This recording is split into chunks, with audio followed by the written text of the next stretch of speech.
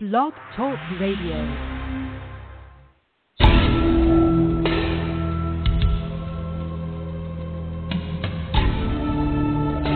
You are now listening to True Murder, the most shocking killers in true crime history, and the authors that have written about them. Gacy, Bundy, Dahmer, The Night Stalker, BTK. Every week, another fascinating author talking about the most shocking and infamous killers in true crime history. True Murder, with your host, journalist and author, Dan Zupansky.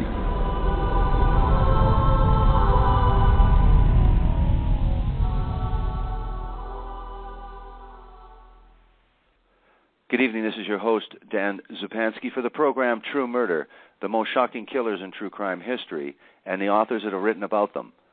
In 1992, Lois Duncan, acclaimed author of fictional suspense novels, wrote a horror story she could never have imagined writing, a true account of the murder of her own daughter, Kaitlyn Arquette. Kait, 18, was shot to death as she drove home from a friend's house on a Sunday evening in Albuquerque, New Mexico. Police closed the unsolved case as a random shooting, refusing to accept information that indicated otherwise, although it had all the earmarks of a professional hit. That first book, Who Killed My Daughter, was Duncan's desperate attempt to motivate informants and prevent the facts of Kait's story from becoming buried. It turned out to accomplish much more than that. Duncan's new book, One to the Wolves, On the Trail of a Killer, is even more horrifying than its predecessor. As new information poured in, the family ran for their lives, and their original suspicions turned out to be the tip of an iceberg so immense that Kait herself could not have known how dangerous the information was that she had been sitting on in order to protect a now estranged boyfriend. The book that we're featuring this evening is One to the Wolves, On the Trail of a Killer, with my special guest, journalist and author, Lois Duncan. Welcome to the program, and thank you for agreeing to this interview, Lois Duncan. Thank you, Dan. Thank you for having me on, and thank you for caring about us and about Kait. Oh, it's my pleasure. This is an incredible book and, of course, an incredible case. And if there is ever a case that's more personal, I can't imagine it. So let's get to this incredible story with the introduction of yourself, because this is actually, as you point out, and it's very obvious, this is quite ironic. Tell us what your chosen career has been, and you've been successful in this profession. Tell us what you are, what kind of author you are, and the type of books that you have written. I always knew I was going to be a writer. I was starting to send stories to magazines when I was 10 years old and began to sell them when I was 13. And I sold my first book. I wrote my first book at age 20. That was called Debutante Heel, which will put me back, and you can see what era I came from. That was published in 1957, and it's just recently been republished. And so I started with these gentle teenage stories, and then at some point I started writing suspense novels for teenagers, and that turned out to be the niche that I was placed into and became popular in, with books like I Know What You Did Last Summer and Killing Mr. Griffin, and by this time I've written over 50 books, so I've had a very long career. But never, ever did I think that I would be writing a book about the murder of my own child. Yes. Now tell us about your life with Kaitlyn Arquette. I guess this is your pen name that you're using as Lois Duncan as a writer. But tell us about life growing up, about your husband and Kaitlyn and any siblings. Tell us about what her life was really like, and then you can explain what really characterized her particular personality and what was her ambitions and goals and dreams in life. Tell us a little bit about Kaitlyn Arquette, please. Well, I grew up in a very gentle home with parents who never ever thought about evil entering into our lives. And it was just my brother and me and my parents, and we were a very happy family, what you'd call the absolute normal family. And I married Don Arquette, and I had a previous marriage with 3 children and was divorced, and Don adopted my 3 children. And then he and I went on to have 2 more children of our own, Donnie Arquette, Don Jr., and Kait, who was our baby. And so we had 5 children. We're raising 5 children. We were living in Albuquerque, New Mexico. All our children were interesting in their own ways. And Kait, being the baby of the family, was doted on, of course, by all of us. And she was very bright, and she was she wanted to become a doctor so she could help people, save lives. She was a humanitarian. Early on, she became an organ donor as soon as she could get her driver's license. And she was also very strong-willed and rebellious and funny and delightful and beautiful. And that is a dangerous combination of things to have. And that was our youngest child. And Kait is the one who was chased down in her car and shot to death. And all of those traits that she had probably contributed to the murder, because it made her someone who went out and did things that we didn't know about. And it also contributed to what she donated from her life, because being an organ donor, she never got to become the doctor she had always wanted to be. But 5 of her organs were transplanted, and so 5 lives were saved because Kait died. Mm-hmm. Well, that she cared enough to be an organ donator, because people don't always do that. And not when they're that young. She was saying she wanted to be an organ donor when she was 12. And as soon as she got her driver's license, that's what she put on it. So when she died, we knew that we had to keep her. She was pronounced brain dead, and we knew we had to keep her body going long enough to get her organs transplanted, because that's what she wanted to have happen. Now, I know this is, maybe even a painful question, but I think it's important as we talk about this case. Now, you say that there are things that, of course, especially teenage children are not going to, as close as any parent can be with their child. I mean, there's going to be some secrets between them, some things that are held back and things that obviously they're not going to necessarily share. But overall, as you write in the book, it's not like Kaitlyn was a troubled youth or anything, but was there, if we talk about, the period of time when she has this boyfriend, Dung, tell us about this relationship, how long it had occurred, and the meeting of you with the boyfriend, or the contact, or any information you have about that. What was your initial impression hearing about or meeting? Tell us about the relationship with this Vietnamese person, Dung, and your reaction. Tell us. Well, I'll start with your first question about what Kait was like. Kait withheld things like any teenager would. But Kait never had been in trouble of any kind. She was the Gold Star kid. She was honor society. She didn't smoke. She didn't drink. She didn't do drugs. She'd never been in trouble with the law. She had a curfew. She kept it. So it's not like we had anything to make us think this could happen. But Kait also was a person that was a humanitarian, and she was always bringing home stray animals that were hurt and nursing them back to health, and stray people who had problems, and Kait wanted to help them deal with their problems. And in this case, this was a young Vietnamese man.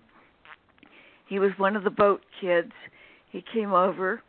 He was struggling with the language. He was homesick for his family back in Vietnam. He and Kait met at a coffee house. She more or less adopted him, and I think it started like that. She brought him home all the time and he called me Mom and would stand over me in the kitchen as I cooked and be so excited about being in a real home. And so it was like she was taking care of him, and then it went on and it turned into a romantic relationship. And we really didn't know much about him because he was around all the time because she had him there taking care of him. But his English was not good, so it's hard to have a conversation with him. Right. And Kait would say nothing about him that wasn't good, and we had no idea that anything was wrong. And when Kait graduated, she already had a job. She was self-supporting. She graduated. She immediately got her own apartment. She wanted to be independent, and she could pay for it out of what she was earning with her work. And she took him in to live with her there. And I think that once that happened, she learned about things that she didn't know before that, because before that she had a curfew. He would be at our house. He'd go home. She, as far as we knew, would go to bed. Maybe she slipped out. I don't know. But once she had her own place and he moved in, and then all his friends came swarming in, and she realized that his friends were part of a criminal group. I think she, in the last couple of months of her life, learned about a lot of things she was not supposed to know. And then she broke up with him, and the night she broke up with him, she was chased down in her car and shot to death. So yeah. I'm not thinking that he did it, but I'm thinking that she knew too much, and she was now angry and was in a position to expose it, and she was taken out. Yeah, now I can that's see where speculation, Dan. Mm-hmm. No, but there's inferences, and so there's a difference, and so we'll get to that as well, because don't downplay that sort of thing, because you provide a lot of information, and that's all an investigation ever is, whether it's police or private investigation or private citizens in doing an investigation. So there's always validity, certainly, and there's logic involved there too. So let us go back to, unfortunately, tell us what happened in terms of, again, it's important for people to understand this case because of the implausibility of again, we talk about a random shooting and it looks like an assassination, and you just mentioned that there was good reason for someone to have her assassinated.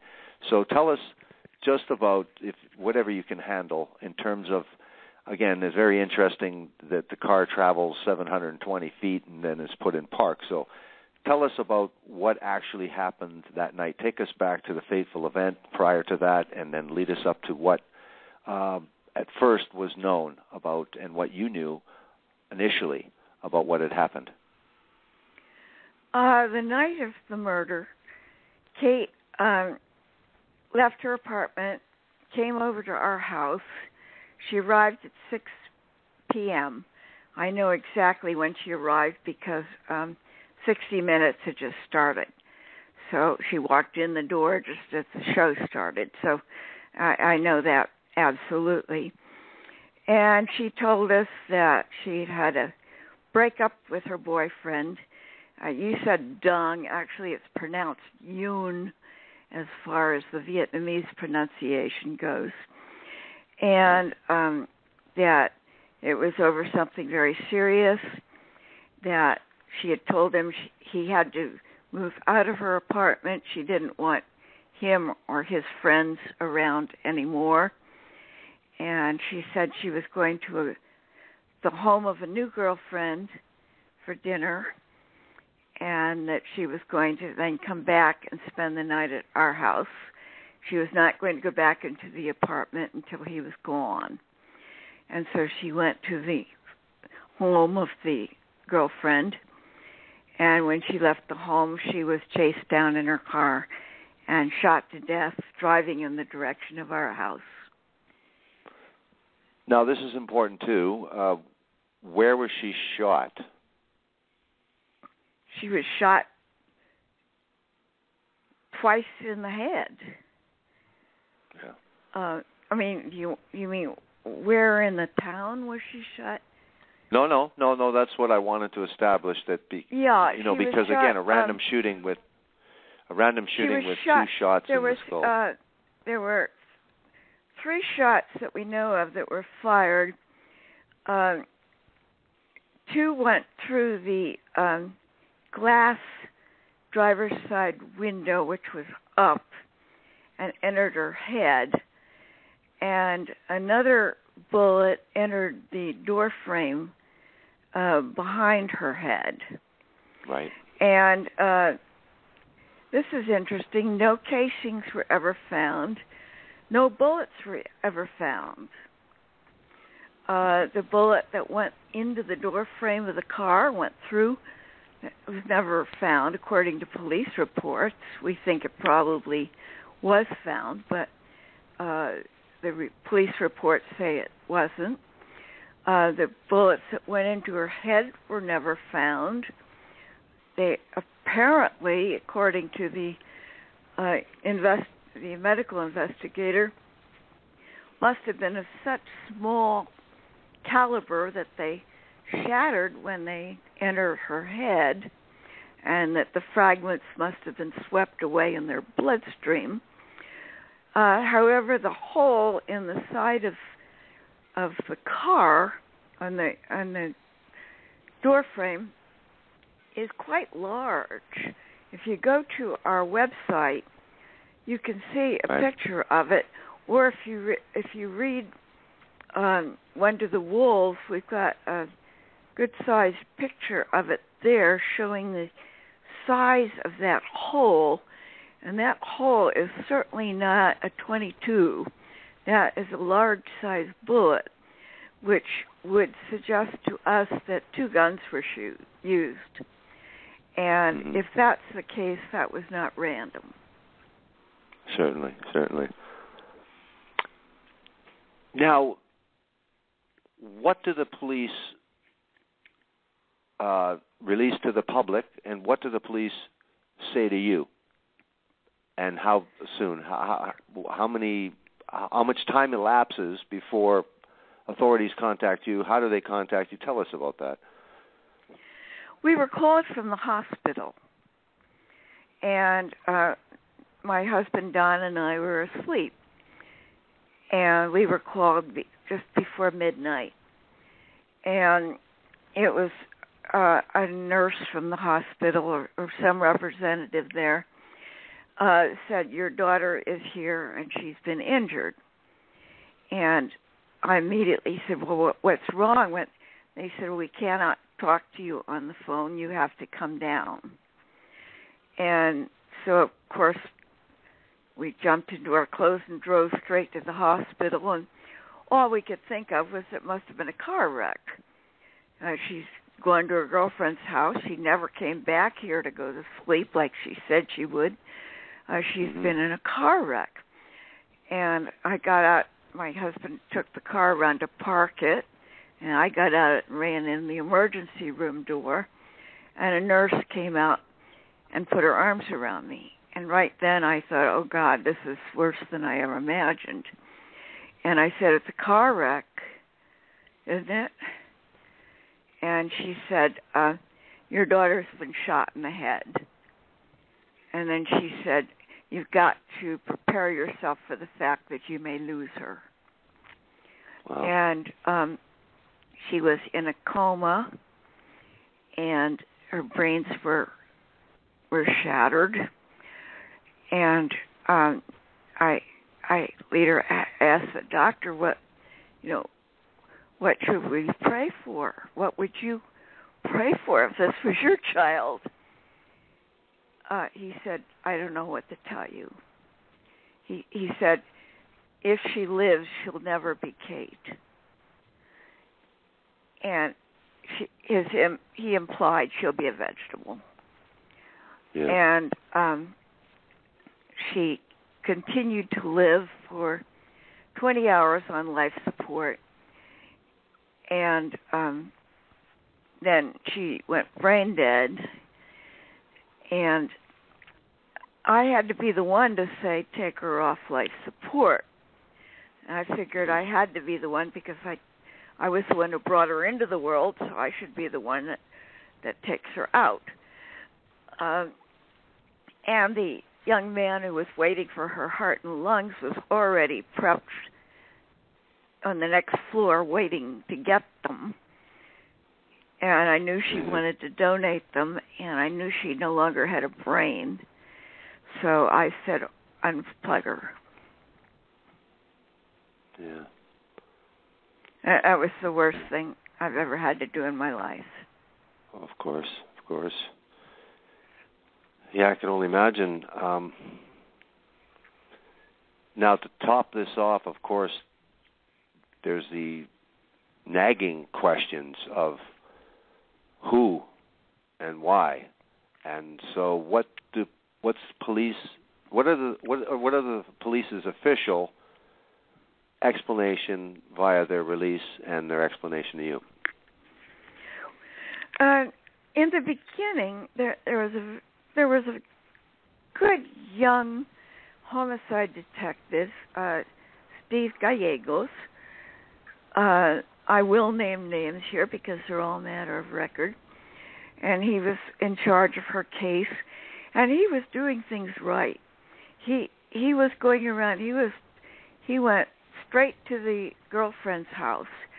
Then he went straight to the apartment where Kait's boyfriend was, and woke him up to break the news to him.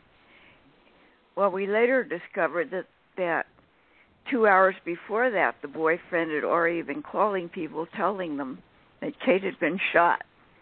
But Steve Gallegos didn't know that. And so Detective Gallegos was doing everything that he could during those first days and trying hard. And then it was almost like something came down and blocked him. Like somebody said, stop it. You're not to go on this track. This was a random drive-by shooting, and you are not to look at it anymore. And he was just a young detective, and he obeyed his superiors. And this is, I am, again, speculating why he did this, but I saw him doing all the right things, and then I saw it blocked. And then suddenly the police said, random drive-by shooting, and we will not accept any information that indicates otherwise. And that was... Now, let's just get back to this because I think this is very important. You said that, of course, you write in the book that a few hours later, 3 hours later, the police contact Nung, Kait's boyfriend, and to tell him about the death of his girlfriend and to see his reaction, as they know that they're always looking at people closest to the victim in this particular case. The boyfriend is a likely suspect that they have to rule out or consider an interesting suspect. How did you find out that he had contacted his friends? How certain are you with this in terms of he contacted his friends saying that Kait had been shot and then the police report? Tell us about how certain you are about that information. Because Kait's, much after the fact, Kait's hairdresser contacted us. And because we have a website up and we had email way for tipsters to get in touch with us, and she contacted us and told us that, and she wasn't just Kait's hairdresser, she was a personal friend too. Kait babysat with her children, and she used Kait as a hair model, and she said that you had phoned her babbling hysterically, Kait's dead, they shot Kait, Kait's dead, and she knew exactly what time he called because the late news had just gone off, and she and her husband were getting ready for bed, and so her husband could support her statement, and this was hours before the police went to the apartment and woke up Yoon. And so there's no reason to disbelieve this young woman who would contact us. And she also told us she had called the police within weeks of the shooting and told them this, and they said that they would not take her information because it was a random shooting and this suggested something else. Wow. Yeah, she was very frustrated. She has actually allowed us to take a video of her making this statement about the shooting. She was very angry that she was shrugged off with important information, and we owe her a lot for her honesty and her courage to come to us and tell us that. Now, you just mentioned it, but maybe we should talk about how strong this is, because as I did in the introduction, you wrote a book earlier and was published in 1994, looking for information about the murder itself and seeking people to come and help out and contact you. You also had a website and chat sites and all kinds of people behind this. So tell us a little bit more about that. And then another interesting thing is the private eye, the lady that contacts you at some point too. So maybe we're jumping ahead there, but again, tell us a little bit more about how dedicated and serious you people were about getting information about your daughter's murder and certainly being very active. Tell us about all the things that you did do. Well, the first indication we had that something was really wrong was when I was paying Kait's final bills. And I was paying her phone bill, and I saw 2 phone calls to California that were made while Kait was dying. In fact, they were made right after she was pronounced dead. And they were made from her apartment. And nobody was supposed to be in that apartment. The boyfriend was at the hospital with us.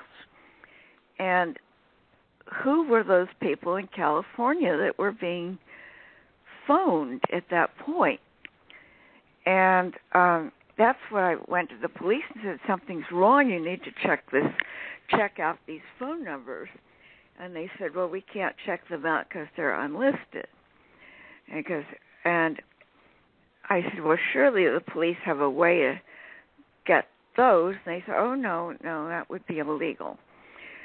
Well, I taught writing at the University of New Mexico, taught magazine writing for the journalism department, and a lot of my students had gone on to become reporters. So I called one of them, who was an investigative reporter, Mike Gallagher is his name, at the Albuquerque Journal, and I said, "Do you know how to find out whose number this is?" And he said, "Yeah, I can find it out." And he found out, and he called me. And we discovered that this was a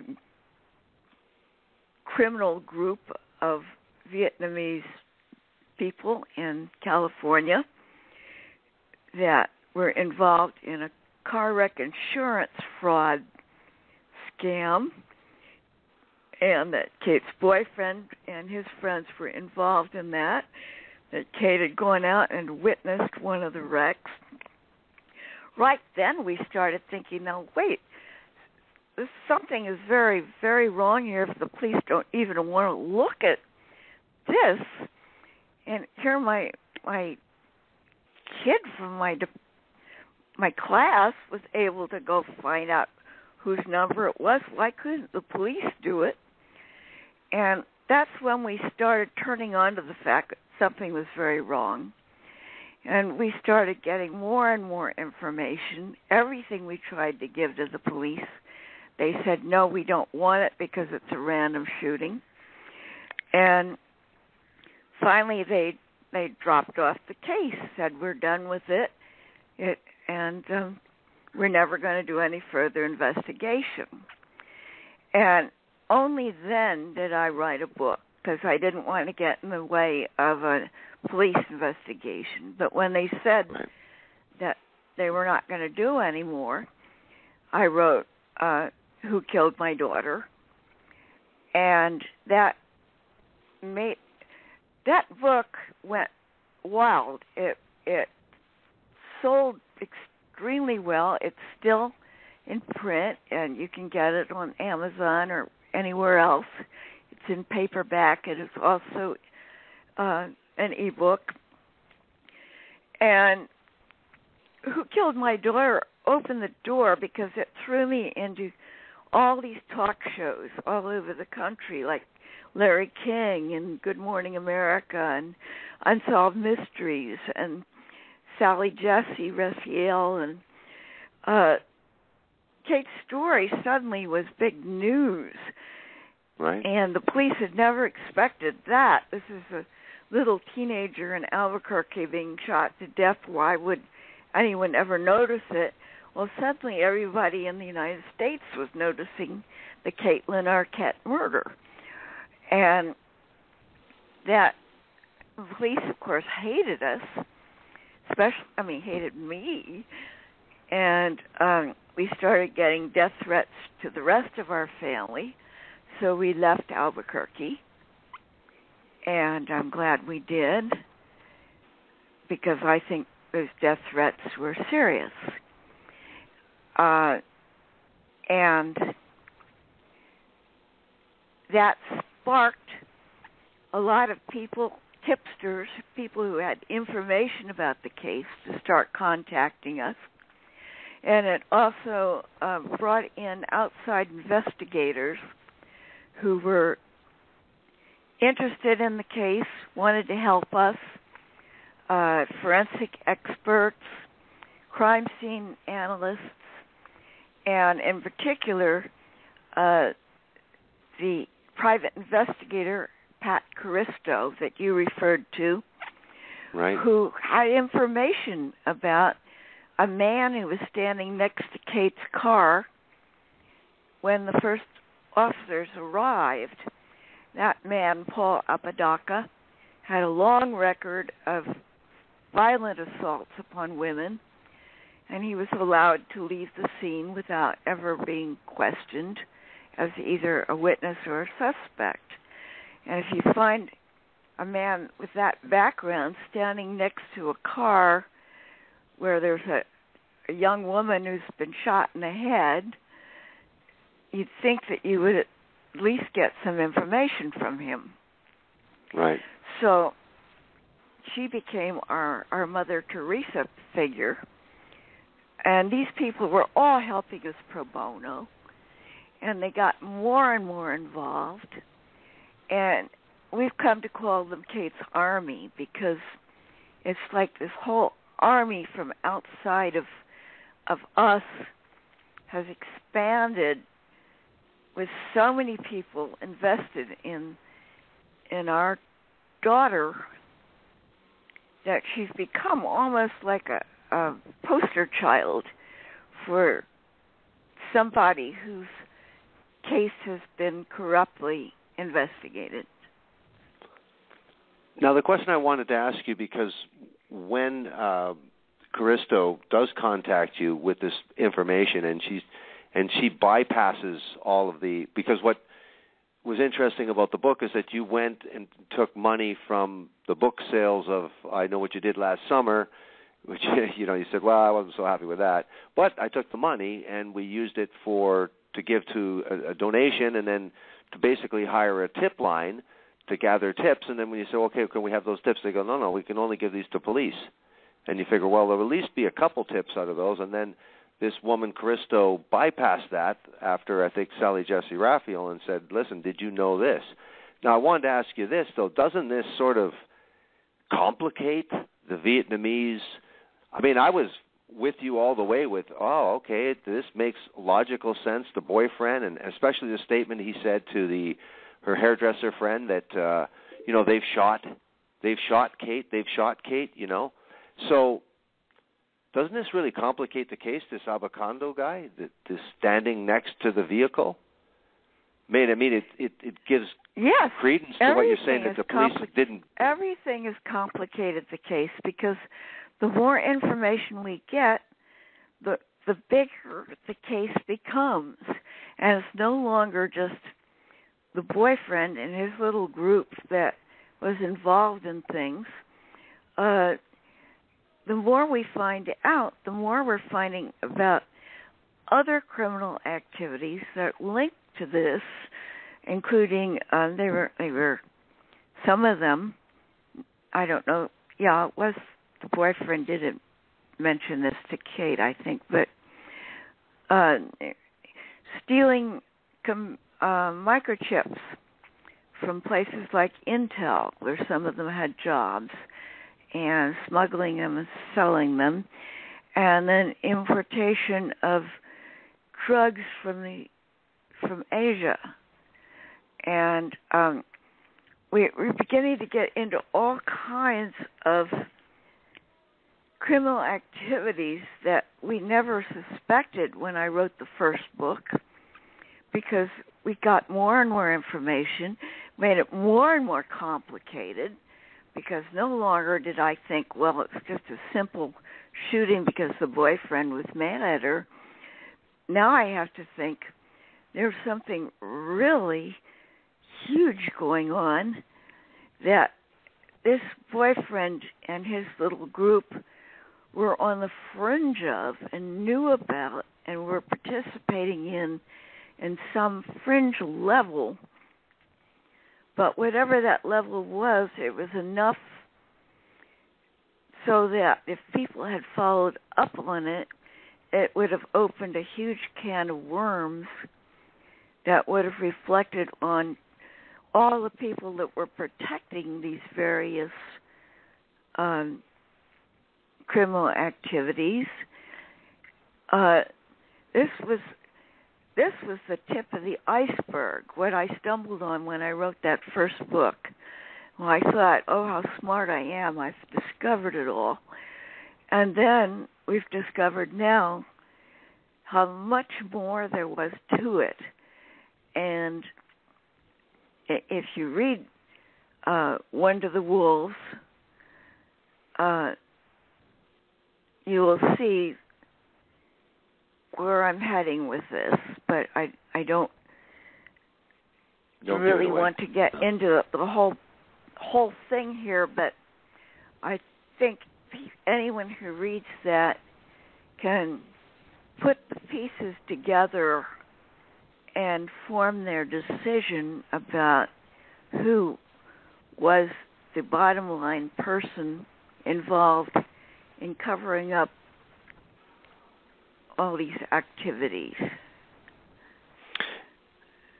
The thing is, what we skipped over is, and again, this must have made your heart skip a beat at least when it initially happened. Is this you write in the book that about 6 months after Kait's murder, there was arrest of 3 young men and subsequent confessions. When that happened, tell us what your thoughts were at that time. Yeah, about 6 months after the shooting, just when we were starting to really rile up and force the police to look at the things like the phone calls out of Kait's place, all of a sudden they arrested 3 young Hispanic men for randomly shooting Kait. And turned out their eyewitness had been in prison at the time of the shooting.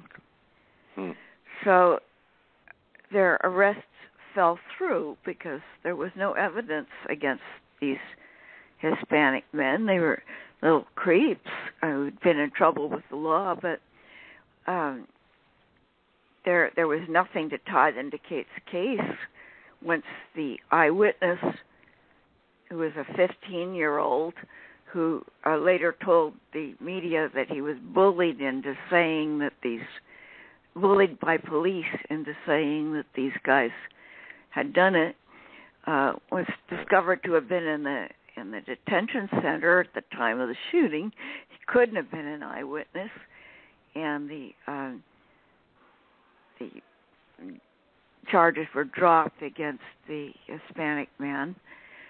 And yet, because they'd been arrested, all the police have to do is make an arrest to say that a case is closed. There doesn't have to be a conviction, a trial, a conviction, anything. All there has to be is an arrest.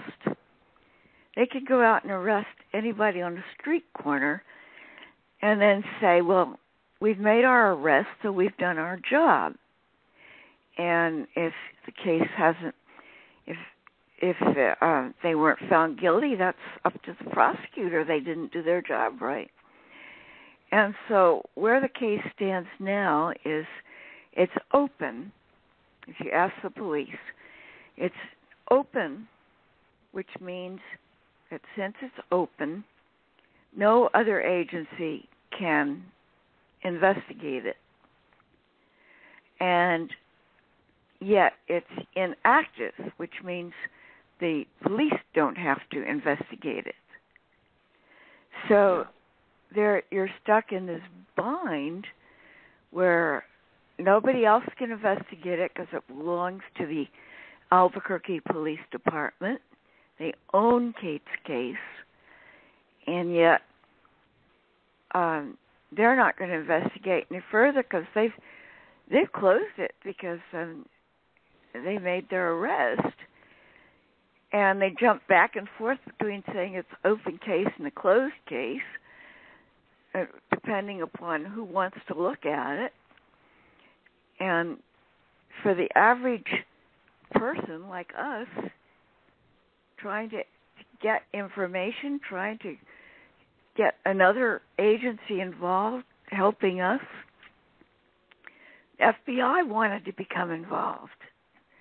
But since murder is not a federal crime, they can only become involved if the investigating police department invites them in, which they refuse to do.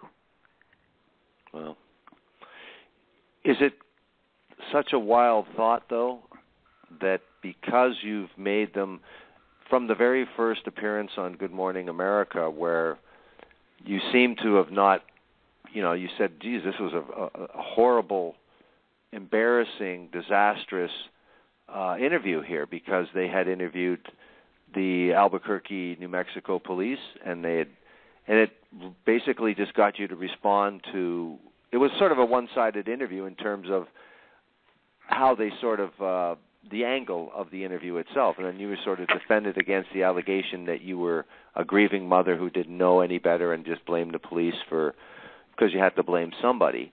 But it did resonate with a lot of people. Is it such a wild thought to think that the police, despite having to do their job, having to do the right thing, that they were very, very angered, embarrassed, and humiliated by your actions and thought that you were out of your league or went beyond your rights to be able to try to investigate this murder of your own daughter?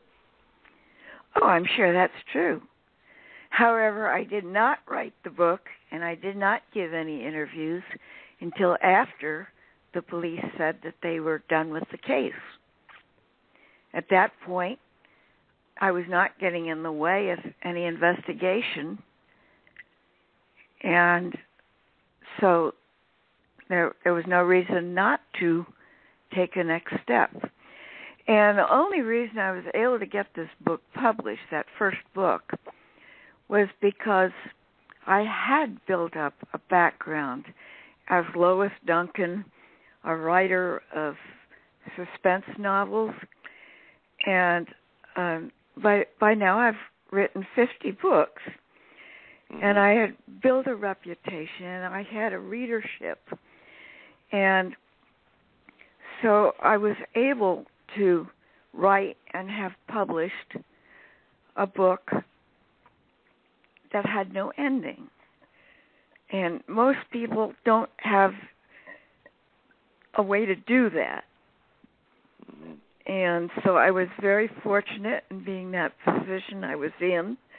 Not that anyone's fortunate in losing their child, but I was fortunate in having the ability and the access to getting a book published by a traditional publisher and promoted. And so, yes, the police, of course, got more and more and more angry. The more attention this case got, the more shows I appeared on, the angrier they became, and that's, of course, a very reasonable thing. And I think the good cops really got brainwashed by the others to the point where they believed it too. Today's young generation of police officers, if you would talk to them, they would say, well, this case got solved. And this mother just wrecked their case by writing a book. They don't even know themselves that the book wasn't published until after the police was done with the case. They're not the bad guys. I think whoever was there at the time was controlling the case, was being controlled by somebody else, and that all the officers since simply believe the party line. So I'm definitely not saying the whole department's rotten, but whatever happened at some point poisoned the case and made it impossible for the other officers to do anything other than just say, well, it's a cold case, let's forget it. But it's not cold to us. Now, what was interesting, too, is the behavior of Kate's boyfriend, Noon. We talked about his reaction, again, him calling his friends, numerous friends, previous to the police so apparently waking him up from a deep sleep to tell him to inform him of Kate's murder. Despite that, there's some other behavior that you've uncovered that is very, very odd and is not in sync with somebody grieving a girlfriend's murder. Tell us some of Noon's behavior, especially preceding or just after the murder. Well, he came to the funeral. I think he was sincerely grieving. I do not believe he killed Kait, and I do not believe he wanted Kait to be killed. I think he told people too much. He was mad at her, and he told people that she was a bitch and she was going to blow the whistle on this stuff, and that by doing that, he set the wheels in motion that caused Kait to be chased down and shot to death. And either he was at the scene at the time of the shooting, or one of his friends was, who called him and told him about it, because how else would he have known about it? Right. So, but I have never thought that he did it. They did a primer residue test on his hands. He had not fired a gun. I do not think he did it. He came to the funeral. I think he was sincerely grieving. He came to our home after the funeral when we had the wake, the people who would come to the home and eat and commiserate and so forth. And then he went to the apartment of a friend, and he had a Vietnamese friend, and he ended up with a knife in his belly that night. And the police said it was a suicide attempt. Yoon himself later said it was a suicide attempt. I went to the hospital to talk to him. He survived. I went to the hospital to ask him about how he was. At that point, I had no problem with him. I didn't suspect him. I was worried about him, sincerely. And he put his arms around my neck and said, "Mom, thank you for coming." And he said, "I didn't kill her." And I said, I know you didn't kill her. And then I paused, and then I said, "But you know who did." And I said, "You have to decide if you love her enough to tell." And he paused, and then he said, "I know, I am deciding." Yeah, well. Now, that to me says he has the knowledge, but is afraid, and I think someone else probably intimidated him by sticking a knife in his belly. There were about 6 people linked to Kait's case who ended up stabbed or slashed right after the murder. I think that was attempts to intimidate witnesses. Mm-hmm. And that's an awful lot of people to have accidents happen. Yeah. Well, you've laid out a great case because, I mean, this is where the evidence does direct itself to. I mean, I can agree with you. I mean, lots of times, the only thing is that the guy that was hanging around the car, again, of course, police should have questioned him, but it really doesn't make any sense for this to be a carjacking because of the way she was shot in the head. That's an assassination of. I'm not an expert, but I have recently discovered apparently that sometimes they will shoot a person in the top of the head so that the bullet fragments break up in the head, since that part of the body is probably the hardest part of the body. I'm not an expert, but when I look at your case, it does look like an assassination. There's no way it's a random look like an assassination. Pardon me? You said it doesn't look like an assassination. No, it does. No, it does. Yeah, it does. It does. Yeah, absolutely. And absolutely. also, it was not a drive-by shooting. There was damage to the back of Kait's car. rear end damage, like her car had been hit from behind, forced off the road using the pit technique, which is when you clip the back left corner of a vehicle and it makes it turn to the left and swerve and run across. That damage was not there prior to that night. And that suggests strongly that she was knocked off the road and then someone on foot came up and shot her through the window. Everybody said it was a close shooting, a close-up shooting.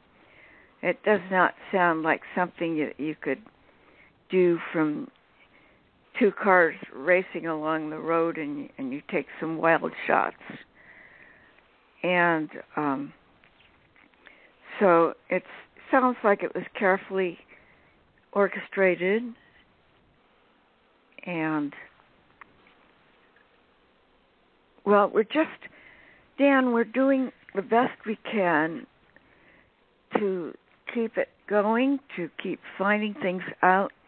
Every time we do a show like this, every time people contact us, there are people who have information who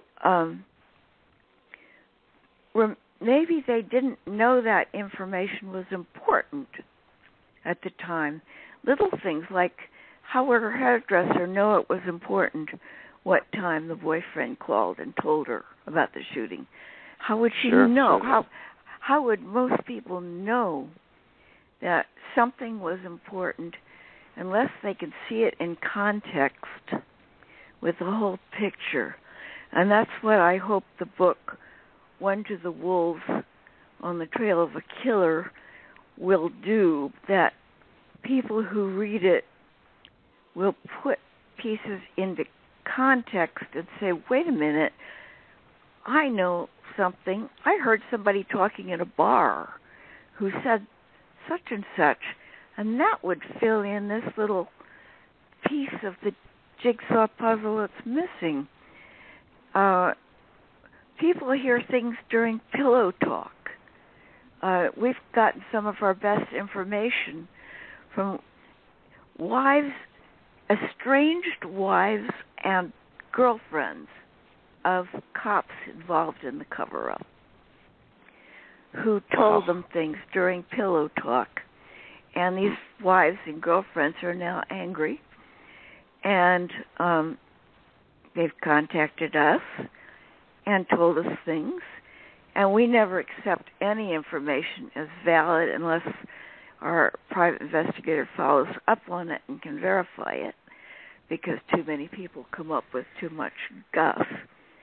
But in this case, a lot of these wives and girlfriends were right on the button. People, especially as time goes by, people talk. They talk too much. If they have a few drinks, they talk too much.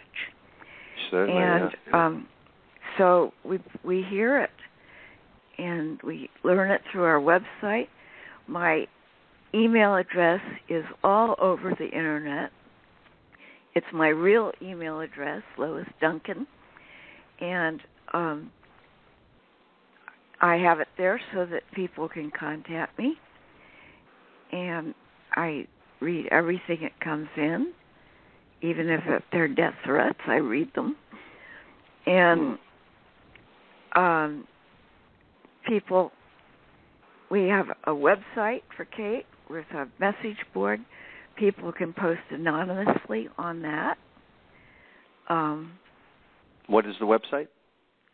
It's Kait Arquette at arquettes.com. Okay. Kait is spelled K-A-I-T, and Arquette is A-R-Q-U-E-T-T-E. Great.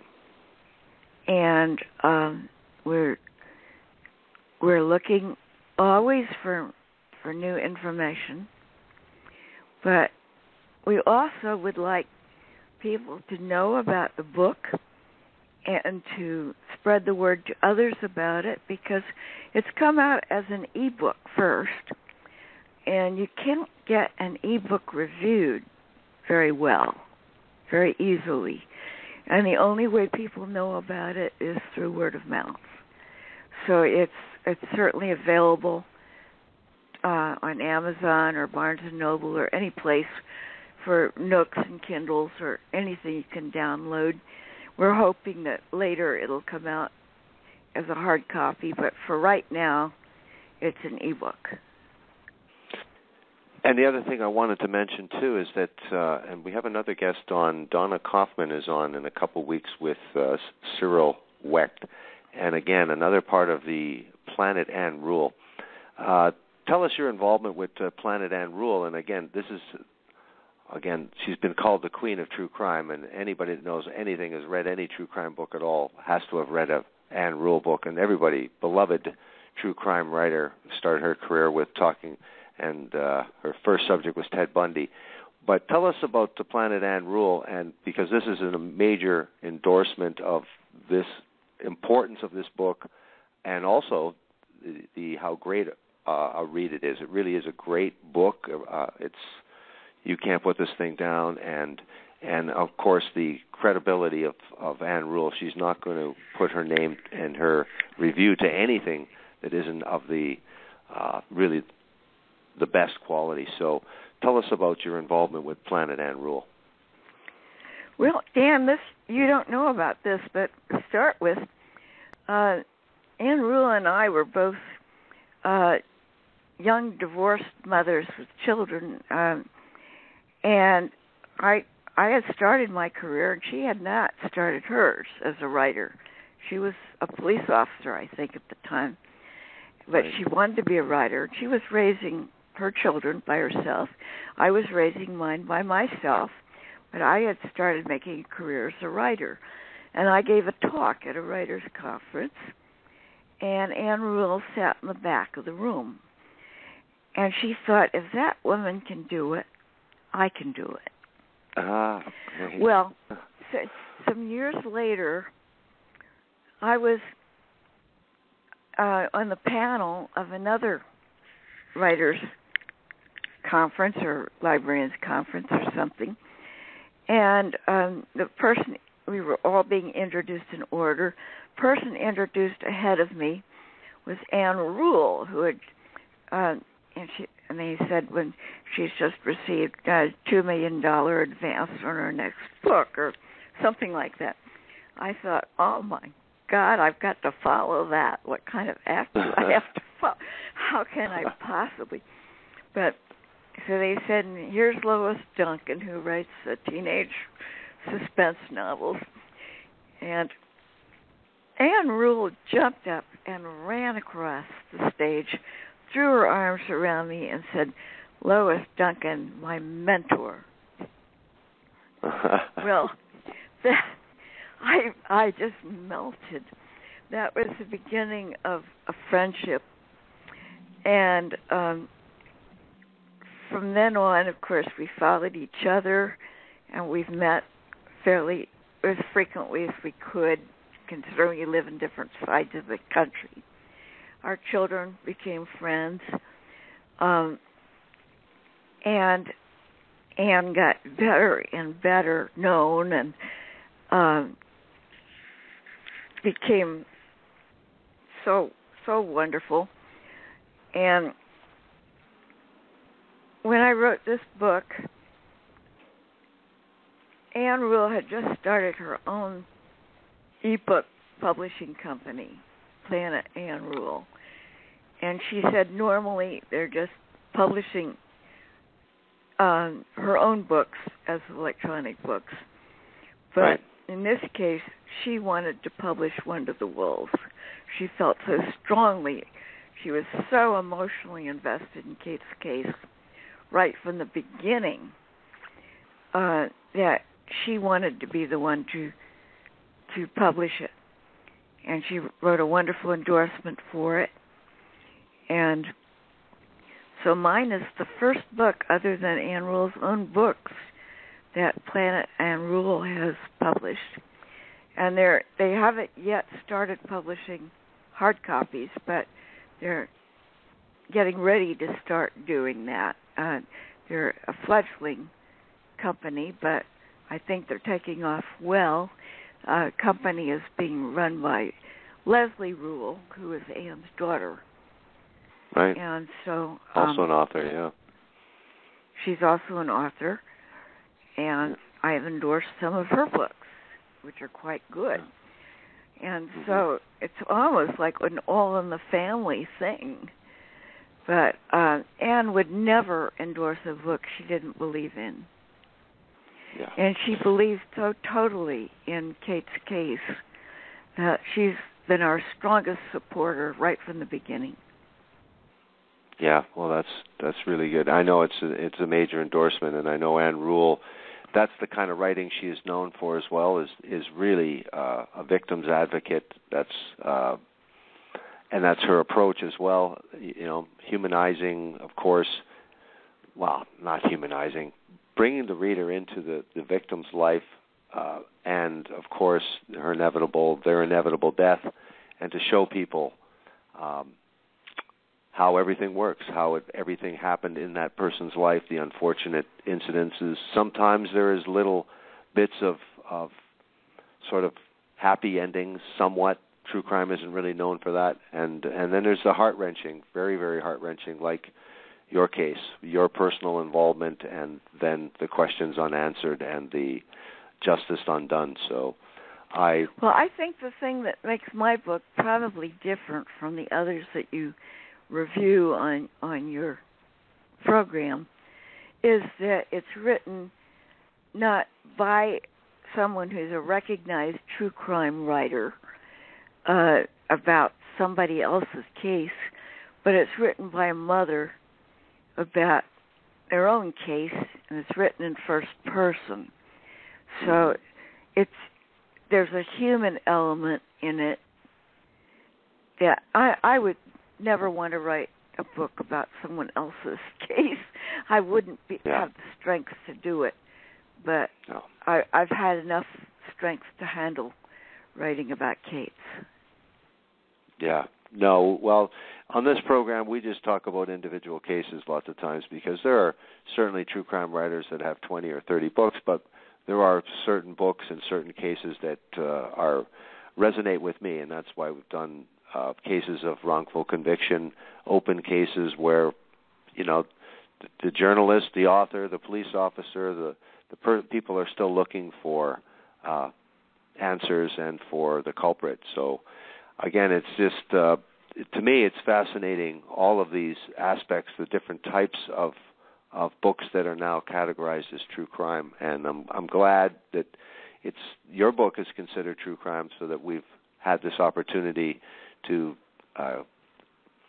share the story with an international audience, and just hopefully that there'll be an audience that listens in and has that, like you say, one little tidbit of information that adds when it's put into all the context of hearing all the other information. So I wish you the very, very best with that.